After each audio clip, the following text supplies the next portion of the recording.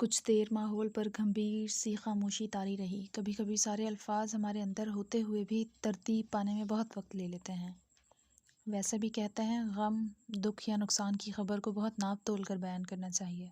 سو وہ بھی بہت دیر تک چپ نظریں جھکائے کھڑے ناپتے اور لفظ تولتے رہے، اور میں سکون سے کھڑا زہرا کے ابا کے بولنے کا انتظار کرتا رہا۔ انہیں بات جوڑنے میں مشکل ہو رہی تھی۔ تیسری بار پوچھ بیٹھے، اور میاں کیسے ہو؟ میرا دل چاہا ان سے کہوں کئی سال سے قید ہوں، بے بس ہوں، بے چین ہوں، بہت اذیت میں ہوں، لیکن میری زبان سے وہی پرانا جھوٹ نکلا۔ ٹھیک ہوں، آپ فرمائیں کیسے آنا ہوا؟ وہ تو ٹھیک ہے نا؟ نہ جانے کیوں مگر میں ان کے سامنے زہرا کا نام نہیں لے پاتا تھا۔ شاید ہر ادب کے کچھ الگ تقاضے ہوتے ہیں۔ وہ کچھ دیر چپ رہے۔ تم جانتے ہو وہ ٹھیک نہیں ہے، لیکن ایک جوان بیٹی کے باپ کو ہزار اطراف دھیان رکھنا پڑتا ہے۔ میں کہنا نہیں چاہتا مگر اس کا نام بہت رسوا ہو رہا ہے تمہارے نام کے ساتھ۔ میں نے تڑپ کر ان کی طرف دیکھا۔ بس یہی کسر رہ گئی تھی میری رسوائی میں۔ کبھی وہ باعث اعزاز تھے جن کے لیے آج وہی نام میں الزام بن کے آیا ہے۔ وہ میری کیفیت سمجھ گئے۔ میں جانتا ہوں تم بے قصور ہو، لیکن یہ بھی ایک حقیقت ہے کہ تمہیں عمر بھر کے لیے قید کی سزا دی گئی ہے۔ جانے یہاں سے باہر آتے تمہیں مزید کتنے سال لگ جائیں۔ تمہارے پاپا اپنی سی ہر ممکن کوشش کر چکے ہیں، لیکن ان کے تینوں حریف بہت زوراور اور مالدار ہیں، اور اپنی اولاد پر ہرگز کوئی الزام نہیں آنے دیں گے۔ اور پتہ نہیں یہ خبر تم تک پہنچی ہے کہ نہیں کہ تمہارے والد اپنی ساری جائیداد، فیکٹریاں وغیرہ گروی رکھ چکے ہیں۔ ان 6-7 سالوں میں تمہارا کیس لڑنے اور تمہیں باہر لانے کی تگ و دو میں وہ اپنا سب کچھ لوٹا بیٹھے ہیں، کیونکہ مقابلہ بہت کڑا اور زور والوں کے ساتھ ہے۔ میں چپ رہا۔ میں پاپا کے حالات سے اچھی طرح واقف تھا، لیکن جانے آج زہرا کے ابا اتنی لمبی تہمت کیوں باندھ رہے تھے؟ جو کہنے آئے تھے وہ کہہ کیوں نہیں رہے تھے؟ کچھ دیر کے لیے خاموشی کا ایک اور وقفہ آیا، پھر بولے، میں جانتا ہوں تمہیں میری بات سن کر بہت دکھ ہوگا، لیکن میں جانتا ہوں تم اسے بہت چاہتے ہو، اس کی اچھی زندگی اور بہتری کے لیے کچھ بھی کر سکتے ہو، اور وہ بھی تمہارے انتظار میں ساری عمر گھر میں بیٹھ سکتی ہے، لیکن میں چاہتا ہوں کہ وہ اپنی نئی زندگی کے بارے میں سوچنا شروع کر دے۔ آخر ہم کب تک اس کے سر پر قائم رہیں گے؟ اکیلی لڑکی کے لیے یہ معاشرہ کسی جہنم سے کم نہیں ہوتا۔ یہ بات تو تم اچھی طرح جانتے ہو، اور میری یا اس کی ماں کی مزید کتنی زندگی باقی ہے اس کی خبر کسی کو نہیں۔ وہ بولتے بولتے پھر چپ ہو گئے۔ کیا ستم تھا، وہ میری موت کی تصدیق بھی خود مجھی سے کرانا چاہتے تھے۔ میرے لب ہلے۔ آپ ٹھیک کہہ رہے ہیں، میں اسے کبھی بھی زمانے کے رحم و کرم پر نہیں چھوڑنا چاہتا۔ وہ بہت معصوم، بڑی نازک ہے، زمانے کے تھپیڑے جھیلنے کے لیے۔ وہ جلدی سے شہ آ کر بولے، یہی تو میں کہہ رہا ہوں، تمہارے باہر آنے کی کوئی ضمانت نہیں۔ تمہارے دشمن دن رات تمہیں پھانسی کے پھندے تک پہنچانے کی سر توڑ کوششوں میں مصروف ہیں۔ وقت ان کا ہے، دولت، اختیار اور طاقت ان کے پاس ہے، اور حکمران بھی ان کے ہی ہاتھ میں ہے۔ ہر چیز تمہارے مخالف ہے۔ تم جانتے ہو ایسے میں ایک باپ اپنی بیٹی کے مستقبل کے لیے کس قدر پریشان ہو سکتا ہے۔ میں ان کی جھکتی نظر سے نظر ملانے کی کوشش کی۔ جی میں سمجھ سکتا ہوں، اسی لیے میں آج یہاں تم سے یہ کہنے آیا ہوں کہ تم اپنی محبت کا واسطہ دے کر اسے نئی زندگی کی شروعات پر مجبور کرو۔ وہ تمہاری بات کبھی نہیں ٹالتی۔ میں جانتا ہوں شروع میں تم دونوں کو بہت تکلیف ہوگی، لیکن دھیرے دھیرے قرار آ ہی جائے گا۔ آخر لوگ مر بھی تو جاتے ہیں اس دنیا میں۔ تم دونوں ایک دوسرے کے لیے اسی طرح فنا ہو جانا، ہمیشہ کے لیے۔ وہ بولتے بولتے چپ ہو گیا۔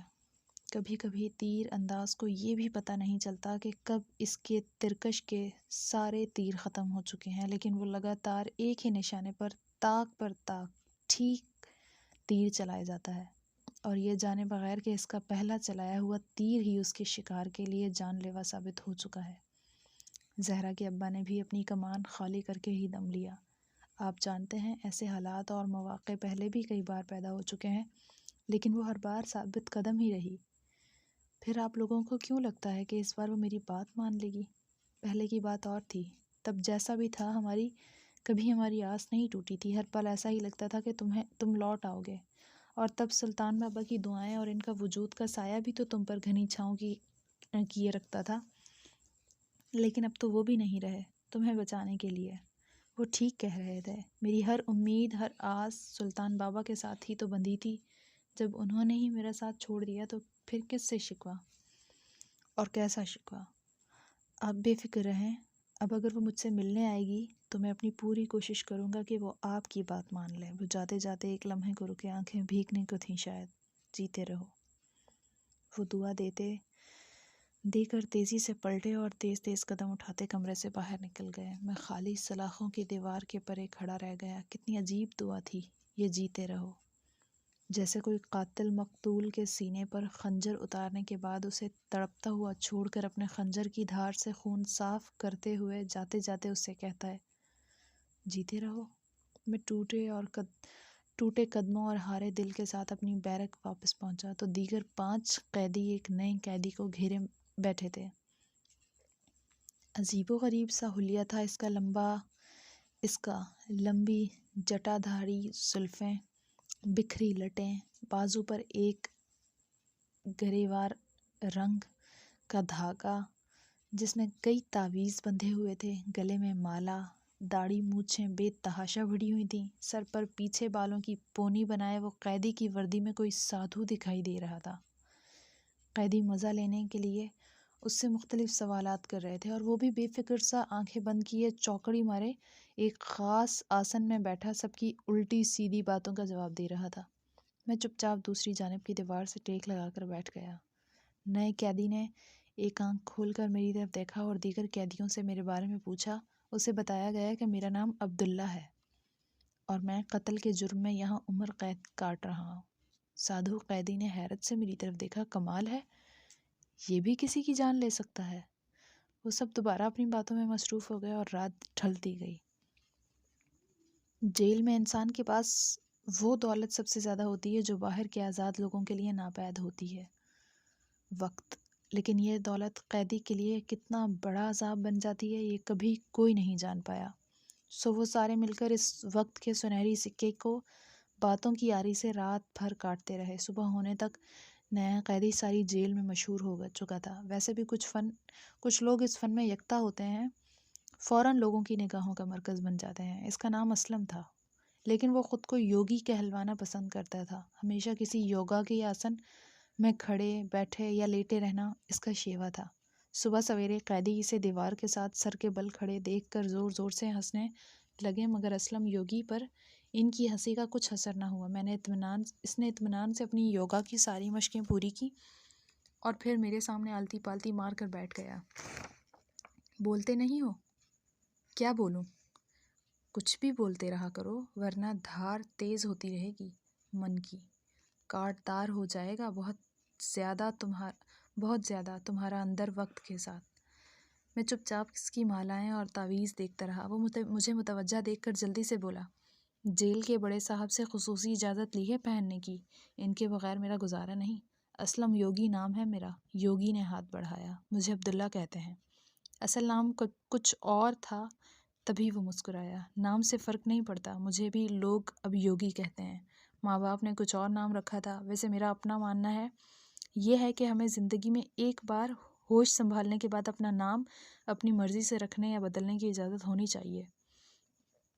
تمام عمر ہم ماں باپ کے دیے ہوئے نام کے ساتھ ہی کاٹ دیتے ہیں، چاہے وہ نام ہم پر سجتا ہو یا نہیں۔ یا پھر ہمارے 2 نام ہونے چاہیے، ایک وہ جو ماں باپ نے پیار میں رکھا ہو اور دوسرا وہ جو ہم اپنے لیے پسند کریں۔ میں نے سنا ہے کہ تم قتل کے جرم میں عمر قید کاٹ رہے ہو۔ ٹھیک سنا ہے، کوئی گولی بھی چلی تھی اور قتل بھی ہوا تھا۔ یوگی نے ایک گہری سانس لی۔ مجھے پتا تھا تم دلیل اور بہانے سے کام نہیں لوگے، میرا جرم بھی کچھ ایسا ہی ہے۔ یوگی نے بتایا کہ وہ بچپن سے طب اور حکمت سیکھنے کا شوقین تھا۔ گھر اور شہر سے زیادہ اس کا دل ویرانوں، بیابانوں اور جنگلوں میں لگتا تھا۔ اسکول سے بھاگ کر وہ کسی قریبی حکیم کے مطب جا پہنچتا اور پھر وہ اور بوڑھا حکیم دن بھر قریب کے جنگلوں میں جڑی بوٹیاں اور نایاب جھاڑیاں چھانٹتے رہتے تاکہ ان سے دوائیں بنائی جائیں۔ وہیں اس کی ملاقات کسی سادھو سے ہو گئی جس نے یوگی کو یوگا کی مشقیں سکھا کر ریاضت سے سبق ازبر کرا دیے۔ اب حکیم بوٹیاں ڈھونڈتا اور یوگی کسی درخت سے لٹکے یوگا کرتا رہتا۔ ماں باپ نے بیزار ہو کر اسے حکیم کے ہی سپرد کر دیا اور چند سالوں میں یوگی خود بھی ایک مستند حکیم بن گیا، مگر اس کے پاس کوئی تعلیمی ڈگری یا سند نہیں تھی۔ لوگ اس کے علاج سے شفایاب ہونے لگے تو حسب معمول رش پڑتا گیا۔ انسان بڑی مجبور مخلوق ہے، ازل سے ابد تک اسے مسیحائی کی ہی تلاش رہتی ہے، پھر چاہے جہاں سے بھی ملے۔ مگر یوگی کے ستارے ابھی گردش میں آنا باقی تھے۔ ایک روز کسی صفوف کی پڑیا بناتے ہوئے اس سے اجزائے ترکیبی میں کچھ 19-20 ہو گئی۔ مریض کا درد تو نیچے نہ گیا، مریض اوپر چلا گیا۔ مریض کے رشتہ دار عدالت کے باہر پہنچے تو یوگی کو 7 سال کے لیے اندر پہنچا دیا گیا۔ یوگی کی قید کا یہ 6واں سال تھا۔ اس سے پہلے وہ اپنے ہی ضلع کی چھوٹی جیل میں قید تھا۔ پھر شاید جگہ کی کمی کی وجہ سے کچھ پرانے قیدیوں کو بڑی جیل بھیج دیا گیا اور انہی میں اسلم یوگی بھی شامل تھا۔ بیرک میں یوگی کے آ جانے سے ایک رونق سی پیدا ہو گئی تھی۔ کچھ لوگ اپنے وجود میں ایک ہنگامہ لیے پھرتے ہیں۔ جلد ہی وہ سب کا دوست بن گیا، سوائے میرے۔ شاید مجھے دشمن زیادہ بھاتے تھے، لیکن یوگی نے اس بات کا کبھی برا نہیں منایا۔ وہ ہمیشہ مجھ سے مسکرا کر ہی ملتا اور دن بھر بیرک اور جیل کے دیگر قیدیوں کو مختلف طبی ٹوٹکے بتاتا رہتا تھا۔ اب تو جیل کے سنتری اور چھوٹا عملہ بھی اس سے مشورے لینے لگے تھے۔ اگلے روز وہ میرے سامنے آ کر اپنے مخصوص انداز میں آلتی پالتی مار کر بیٹھ گیا۔ کب سے ہو اس چھوٹی جیل میں؟ میں نے سر اٹھا کر دیکھا۔ ہمیں کچھ دیر کے لیے اپنے اپنے حصے کی دھوپ کھانے کے لیے بیرک سے جیل کے صحن میں لایا گیا تھا۔ جیل میں دھوپ بڑی مہنگی ملتی ہے، یہ بھی میں نے یہیں آ کر جانا تھا۔ میں نے یوگی کی طرف دیکھا۔ چھوٹی جیل؟ ہاں، باہر شہر کی دنیا میں ایک بڑی جیل ہے۔ وہاں بھی کچھ اپنے بس میں نہیں۔ پابندیاں، قانون، سختیاں، ڈراوے۔ فرق بس یہ ہے کہ ہمیں اس بڑی جیل سے دھکیل کر اس چھوٹی جیل میں بند کر دیا گیا ہے۔ نہ وہاں اپنی مرضی چلتی تھی، نہ یہاں ہمیں کوئی اختیار ہے۔ بلکہ میں تو کہتا ہوں یہ چھوٹی جیل بڑے مزے کی جگہ ہے۔ باہر تو روزگار کے جھگڑے، معاش کی فکریں، در بدر کے دھکے، عہدے، رتبے، حاکم محکوم کا فرق، جبکہ یہاں اندر خود وہی حاکم اور سرکار ہمارے قیام طعام کا انتظام کرتی پھرتی ہے۔ سب ایک برابر ہیں، سب کا ایک ہی عہدہ، یعنی قیدی، کسی اونچ نیچ کے بنا۔ میں نے مسکرا کر اس کی طرف دیکھا۔ پھر لوگ اس جیل اور قید سے اتنے ڈرتے کیوں ہیں؟ یوگی بولا۔ امراء اور شہزادوں کی حد تک تو بات سمجھ میں آتی ہے، کیونکہ انہیں سختیاں جھیلنے کی عادت نہیں ہوتی، مگر مجھ جیسے فٹ پاتھی اور مزدور بندے کی تو ساری زندگی سینٹرل جیل سے بھی کسی چھوٹے مدار میں عمر بتاتے گزر جاتی ہے۔ گھر سے دفتر، دکان، ورکشاپ، ٹھیلا یا کوئی اور کام کی جگہ، صبح سے شام یا رات کسی کو لہو کے بیل کی طرح روزگار کی فکر میں جتے رہنا، کام اور مشقت کرنا اور دن رات گئے واپس جھونپڑے کو لوٹ جانا، نہ کسی دوسرے راستے کا پتہ، نہ شہر کی خبر۔ ساری حیاتی یوں ہی بیت جاتی ہے چند کلومیٹر کے دائرے میں۔ تو پھر یہاں کا محور بہتر نہیں؟ کم از کم کوئی ذمہ داری تو نہیں ہے سر پر۔ بیرک کی کھڑکی سے خزاں، بہار، جاڑے اور بارش کی بوندیں تو دکھائی دیتی ہیں۔ کوئی الزام، دنیا کا کوئی تانا بھی روز سننے کو نہیں ملتا۔ کوئی امیری غریبی کا جھنجھٹ، نہ خزانے بھرنے کی باغ دوڑ۔ میں نے غور سے یوگی کا فلسفہ سنا۔ وہ ٹھیک کہہ رہا تھا۔ جیل، قید، قفس یا پنجرہ، سب اختیار ختم کرنے کی علامتیں ہوتی ہیں، لیکن جنہیں باہر کوئی اختیار نہ اندر کوئی حق حاصل، انہیں بھلا کیا فرق پڑتا ہے؟ میں نے بھی یوں ہی انہی بے اختیار لاچاروں میں ایک تھا۔ زہرا کے ابا کے مجھ سے مل کر جانے کے بعد وہ بہت دن تک مجھ سے ملنے نہیں آئی۔ اسے اب یہاں لانے والا کوئی تھا بھی تو نہیں۔ باپ نے ضرور گھر جا کر اس سے بھی وہی بات کی ہوگی جو مجھ سے کہنے کے لیے آئے تھے۔ وہ بہت روئی اور تڑپی ہوگی، کھانا پینا بھی چھوڑ دیا ہوگا، خود کو کمرے میں بند کر کے بیٹھ گئی ہوگی، آنکھیں جاگ کر اور رو رو کر سجا لی ہوں گی، سب سے بات چیت بھی بند کر دی ہوگی۔ یہ محبت کرنے والوں کی سبھی عادتیں ایک سی ہی کیوں ہوتی ہیں؟ جانے، شاید ازل سے ابد تک محبت کے بنیادی درسگاہ اور تربیت ایک ہی رہی ہوگی، تبھی عشق مدرسے سے سارے طالب علم یکساں نکلتے ہیں، یا شاید اس عشق اور بیمار محبت کا خمیر ہی سارا ایک مٹی سے گوندھا گیا ہوگا۔ اگلے روز جیل کے قاصد سنتری نے پھر خبر دی۔ چلو تمہاری ملاقات آئی ہے، میں جانتا تھا یہ آخری ملاقات طے تھی۔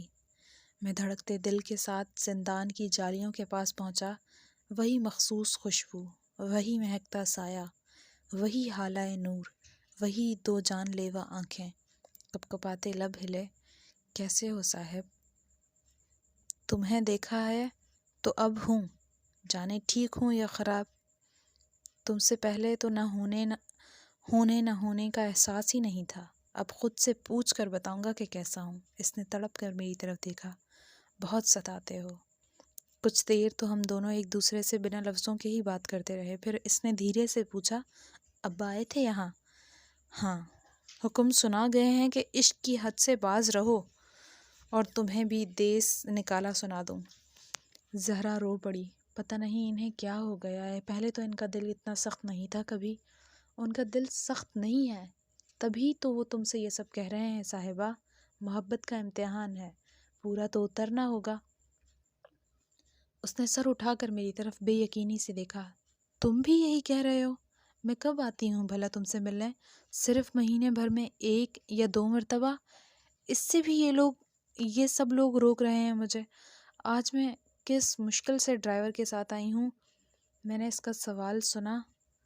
وہ مجھ سے ملنے سے نہیں روک رہے، مجھے بھول کر ایک نئی زندگی شروع کرنے سے کہہ رہے ہیں۔ اس نے غصے سے میری طرف دیکھا۔ جب زندگی ملتی ہی ایک بار ہے تو پھر اسے نیا آغاز کیسے دیا جا سکتا ہے صاحب؟ جیون ہے کوئی مشین تو نہیں کہ ایک پرزہ خراب ہو جائے تو دوسرے سے بدل لیا جائے۔ میں جانتا تھا کہ اسے میری کوئی بھی دلیل، وجہ یا عرض گداشت سننے کی حد تک بھی متاثر نہیں کر پائے گی۔ آخر مجھے وہی کلیہ آزمانا پڑا جو محبت کرنے والے آخری حربے کے طور پر بجا کر رکھتے ہیں۔ ہمارے درمیان لوہے کی مضبوط جالی حائل تھی۔ میں نے اس آہنی پردے پر اپنا ہاتھ رکھا اور اسے اپنا ہاتھ میرے ہاتھ کے اوپر رکھنے کو کہا۔ اس کی طرف بھی ویسے ہی ایک جالی تھی، مگر ہم دونوں کے ہاتھوں کے درمیان بھر بھی فٹ بھر کا فاصلہ تھا، لیکن اس کی انگلیوں کے پوروں کو چھونے کے لیے میرے ہاتھ کو نیم گز کا فاصلہ بھلا کب حائل تھا؟ میں اسے ہزاروں میل کے فاصلے سے بھی چھو سکتا تھا۔ وہ میرے ہاتھ کے مقابل ہاتھ رکھے مجھے دیکھتی رہی۔ کسی بڑے امتحان میں مت ڈالنا۔ اب مجھ میں زیادہ سکت نہیں رہی۔ اس کا وجود باقاعدہ لرز رہا تھا۔ شاید وہ جان گئی تھی کہ میں اس سے کیا کہنے والا تھا۔ تمہیں تمہارے عبداللہ کی قسم ہے، جو گھر والے کہتے ہیں وہ مان لو۔ میں نے ہمیشہ اپنوں کو دکھ دیے ہیں، میرے ماں باپ بھی سدا میری وجہ سے پریشان ہی رہے، تمہارے اپنوں کو بھی وہی دکھ دوں، یہ مجھے گوارا نہیں۔ اس نے تڑپ کر نظر اٹھائی۔ اور میں صاحب، مجھے دکھ دے سکتے ہو؟ یہ گوارا ہوگا تمہیں؟ اتنی بڑی قسم تم نے دے ڈالی مجھے، جانتے بھی ہو یہ ناممکن ہے۔ میں تمہارے ابا سے وعدہ کر چکا ہوں، میرا حال ناداشت اور مستقبل برباد ہے۔ کس آسرے پر میں تمہیں گھر بٹھائے رکھوں؟ اور پھر جسم کی دوری بھی بھلا کوئی دوری ہے؟ تم کہیں بھی رہو، میرے پاس رہو گی۔ نبھا لینے دو زمانے کو اپنی یہ چند رسمیں، اگر اسی میں تمہارے اپنوں کو خوشی ملتی ہے تو یوں ہی صحیح، دے دو ان کو یہ مسرت بھی، دعا دیں گے تمہیں۔ زہرا چپ چاپ کھڑی سنتی رہی اور اس کی آنکھوں میں ٹپ ٹپ آنسو گرتے رہے۔ جدائی کتنی اذیت ناک چیز ہوتی ہے، چلنے والے یہ کبھی جان نہیں پاتے، جان لیتے تو سجدوں میں ہی جان دے دیتے، شکرانے کے سجدے، جیون بھر کے نذرانوں کے سجدے۔ لیکن ہمارے نصیب میں تو مقدر ہر بار فراق ہی لکھتا ہے۔ سو وہ لمحہ فراق سر پر آ پہنچا تھا۔ وہ چپ چاپ پلٹی اور جاتے جاتے ذرا دیر رک کر بولی، بہت ستاتے ہو صاحب، آج تک تمہارا کوئی حکم نہیں ٹالا، لہٰذا تعمیل کی کوشش کروں گی، اگر سانس چلتی رہی تو۔ میرا دل کٹ سا گیا، جی چاہا اس کے کومل قدموں کی چاپ ختم ہونے سے پہلے میں خود ہی ختم ہو جاؤں، مگر عشق والوں کے امتحان اتنے آسان نہیں ہوا کرتے۔ زہرا چلی گئی اور میں پھر بھی سانس لیتا رہا۔ پھر وہی بات سامنے آئی کہ زندہ رہنے کا تعلق ہمیشہ سانس لینے سے متصل نہیں ہوتا۔ میں واپس بیرک پہنچا تو یوگی کو میرے چہرے پر چھائی موت نظر آ گئی۔ کیا ہوا تمہیں؟ لگتا ہے کوئی بہت بری خبر سن کر آئے ہو۔ میں چپ چاپ بیٹھا رہا۔ یوگی نے آس پاس دیکھا اور رازداری سے پوچھا، اچھا سنو، تمہیں ایک خوشی کی خبر سناتا ہوں۔ تم جانتے ہو میں نے خود کو ڈسٹرکٹ جیل میں سے اس بڑی جیل تک پہنچا